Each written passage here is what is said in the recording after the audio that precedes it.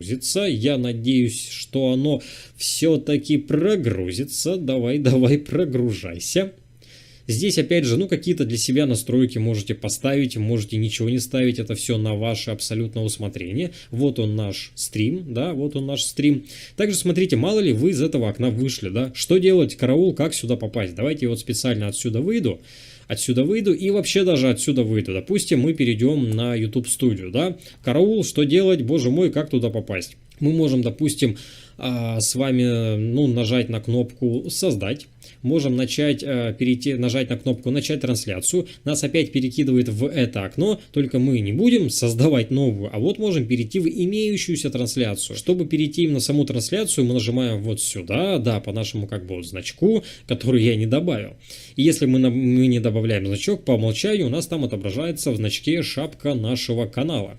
Так, ну и чтобы начать трансляцию, мы проверили, что у нас все работает, качество сигнала хорошее, битрейт хороший. Опять же, обратите внимание, чтобы в OBS в правом нижнем углу у вас, давайте я, наверное, это покажу, господи, точно, есть же такая техническая возможность. Смотрите, то есть вот я сюда нажал на начать трансляцию, я думаю, вы с этим разобрались. И здесь хорошо бы, чтобы тоже был зелененький вот такой квадратик. Это говорит о том, что сигнал хороший, никаких лагов нет, все нормально. Если тут квадратик не зеленый, а желтый, тогда нужно или проверить, может быть, у вас что-то с интернетом, или если у вас, ну, медленный интернет, что делать? Ну, тогда просто нужно, к примеру, понижать битрейт. К примеру, нужно понижать соотношение разрешения. То есть не 1920 на 1080, а 1280 на 720, к примеру, да, ну то есть предпринимать подобные меры.